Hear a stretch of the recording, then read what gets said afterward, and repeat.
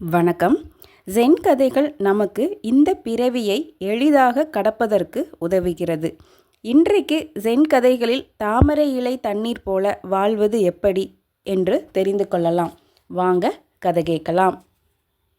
Gen துறவி ஒருவர் தன்னுடைய 60வது வயதில்தான் ஜென் தத்துவங்களை படிக்க ஆரம்பித்தார். அவர் 80 வயது வரையில் படித்தார். அதற்கு பிறகு 40 வருடங்கள் மாணவர்களுக்கு கற்றுக் கொடுத்தார். தனது 120 வயதில் காலமானார். அவரிடம் ஒரு மாணவன், குருவே, என் மனதில் எதுவுமே இல்லை, அப்படி என்றால் என்ன செய்வது? அதை தூக்கி எறிந்துவிடு என்றார்.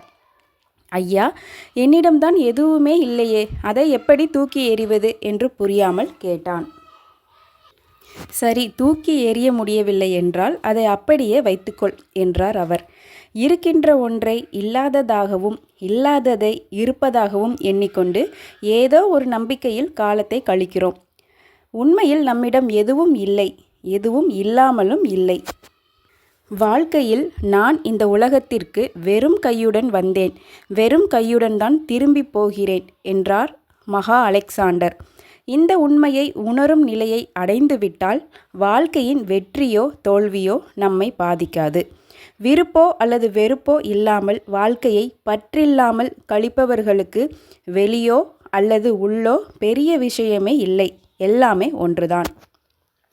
தாமரை இலையின் நிறத்தை அதன் மீது ஒட்டி கொண்டிருக்கும் தண்ணீர் துளிகள் பெற்றுவிடுவதில்லை. தாமரை இலையின் மீது தண்ணீர் துளிகள் இருக்கும். அவைகள் இலையுடன் எந்த பற்றுதலையும் உறவையும் வைத்து கொள்வதில்லை. எனவே அவைகள் இலையின் மீது உருண்டோடுகின்றன. இவ்வாறே ஜென்னில் வாழ்பவர்கள் எதையும் தேர்ந்தெடுப்பது இல்லை. இதேபோல துறவரத்தையும் நேசிப்பதில்லை. எது கிடைத்ததோ அதை மகிழ்ச்சியோடு ஏற்றுக்கொண்டனர், அவ்வளவுதான். பொருட்களின் மீது கொண்ட பற்று ஒருவனை உலகத்தில் கட்டி போட்டு விடுகிறது. ஒரு ஜென் குரு சொல்கிறார், தாமரை இலையின் மீது தண்ணீர் துளி போல இருந்து விடுங்கள். வெளிப்பார்வைக்கு இலையின் நிறத்தில் தண்ணீர் துளியும் இருப்பதைப் போல தோன்றினாலும் தண்ணீர் துளி பச்சை நிறத்தை பெற்று விடுவதில்லை. அது நிறமற்றதாகவே இருக்கிறது.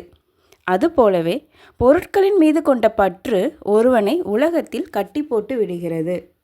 ஒருவன் உடல் கொழுத்து பெருந்தீனியில் பற்றுள்ளவனாகி நீங்காத சோம்பலிலும் உறக்கத்திலும் ஆழ்ந்தவனாக எப்போதும் படுக்கையில் புரண்டு கொண்டிருந்தால் அந்த அறிவிலி திரும்ப திரும்ப பிறவி எடுக்க நேர்கிறது என்று உபதேசம் செய்கிறார்.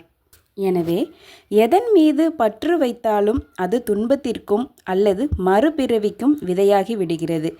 ஆகவே தான் தாமரை இலை தண்ணீர் போல உலகத்துடன் ஒட்டியும் ஒட்டாமலும் வாழுங்கள் என்று ஜென் அறிவுரை சொல்கிறது. மீண்டும் ஒரு நல்ல ஜென் தத்துவத்துடன் நான் உங்களை சந்திக்கிறேன். நன்றி, வணக்கம்.